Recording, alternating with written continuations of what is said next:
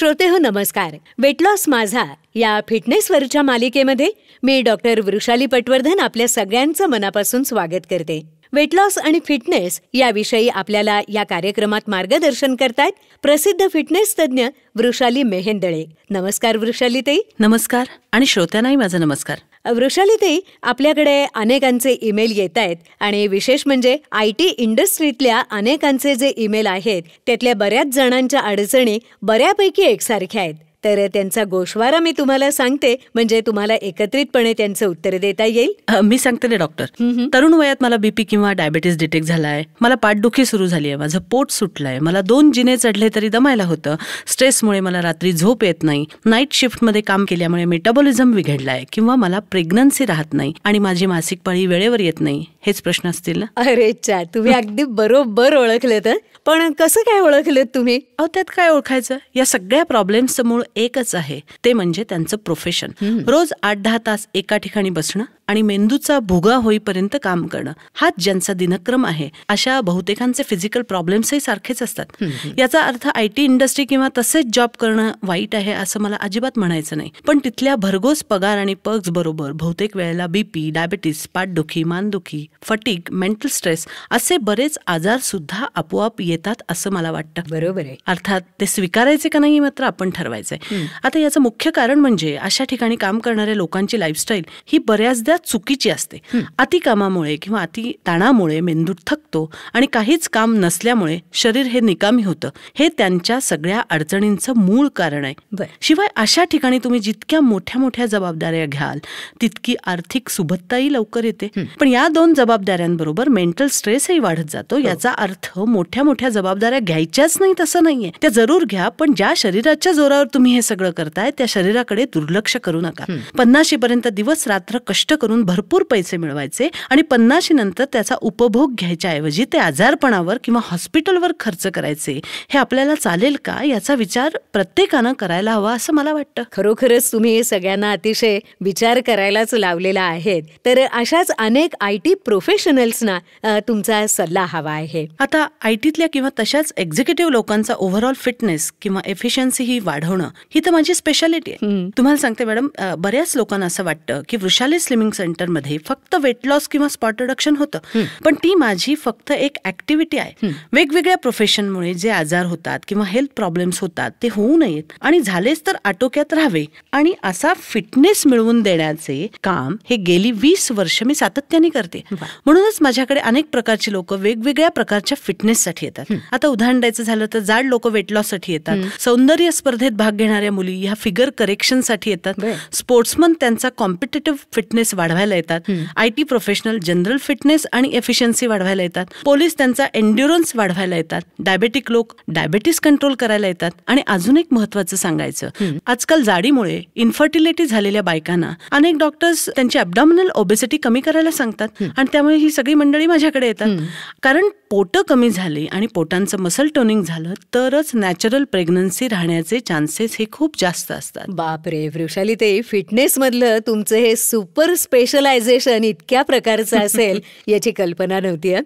श्रोते हो, प्रत्येक भागामध्ये आपण वृषालीताईंकडून त्यांनी आता सांगितलेल्या प्रत्येक प्रकारावर आता माहिती घेणार आहोत आणि त्याची सुरुवात आज आपण IT इंडस्ट्रीतल्या लोकांच्या फिटनेस पासून करणार आहोत. हरकत नाही. IT इंडस्ट्री किंवा त्या प्रकारचं ऑफिसमध्ये बसून काम करणाऱ्या लोकांचे हेल्थ प्रॉब्लेम्स हे टिपिकल असतात.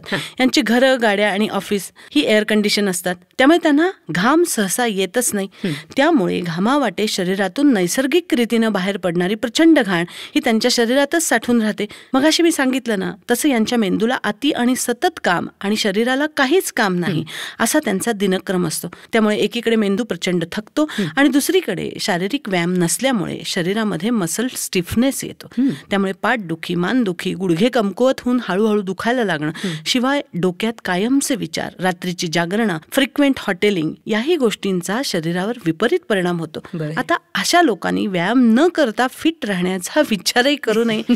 कारण फक्त डाएटिंग करणं, फक्त स्टीम सोना घेणं किंवा फक्त फॅट जाळणारी उपकरणं वापरणं, भूक कमी करणारी औषधं घेणं किंवा कुठलेही प्रोटीन मिल्कशेक घेणं, अशा मार्गाने विशेष काहीही फायदा होणार नाही. एक सांगू का, एक साधा विचार करा की सगळे शॉर्टकट समजा जर तुम्ही निवडलेत तर त्यामुळे तुमचा दम श्वास किंवा कार्डिओ रेस्पिरेटरी एन्ड्युरन्स वाढेल का, मसल टोनिंग होईल का, मसल फ्लेक्झिबिलिटी वाढेल का? तर त्यासाठी तुम्हाला रोज तासभर व्यायाम हा करायलाच पाहिजे. वृषालीताई, ज्या अर्थी तुम्ही इतके स्पेसिफिक निकष सांगितलेत त्या अर्थी तुमच्या व्यायामांमधून हे सगळे फायदे होतच असतील, नाही का? यापेक्षाही जास्त फायदे होतात. आता कसं ते सांगते. असे लोक जेव्हा माझ्याकडे येतात तेव्हा मी त्यांना काही वेगळ्या व्यायामांचा अत्यंत लाईट वर्कआउट देते.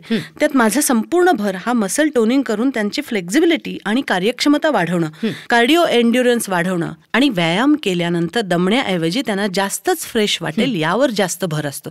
त्यामुळे मी त्यांच्या वर्कआउटमध्ये टॉप टू बॉटम स्ट्रेचिंग आणि मीडियम इंटेन्सिटीच्या फ्री हँड फ्लोअर एक्सरसाइजवर जास्तीत जास्त भर देते.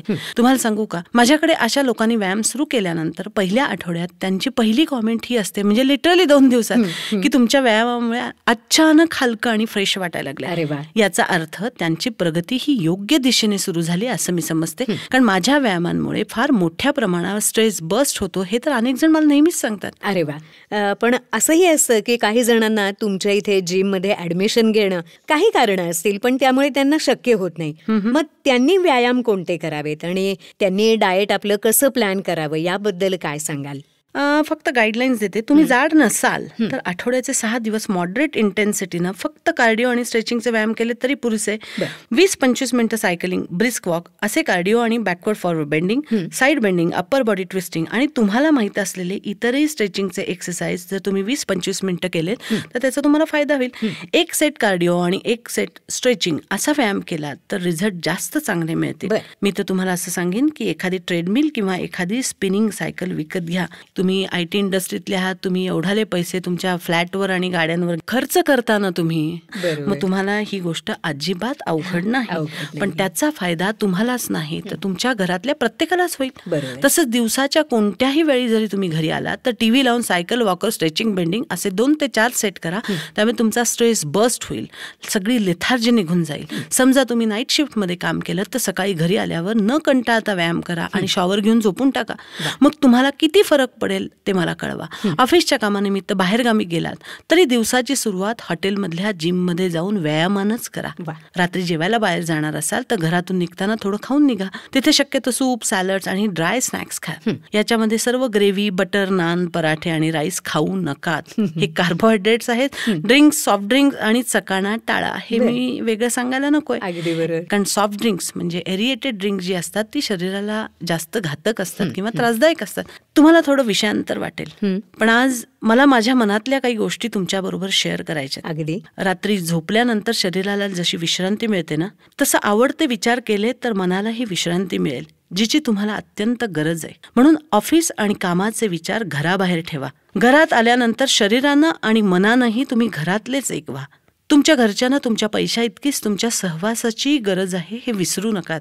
आयुष्यात आपल्या अँबिशन्सची घोडदौड कुठे थांबवायची आणि पैशामागं किती धावायचं हे वेळीच ठरवा. नाही तर स्टेटस आणि पैशामागे धावता धावता त्यांचा उपभोग घ्यायचं वय हे कधीच निघून गेलं तर ते समजणारही नाही.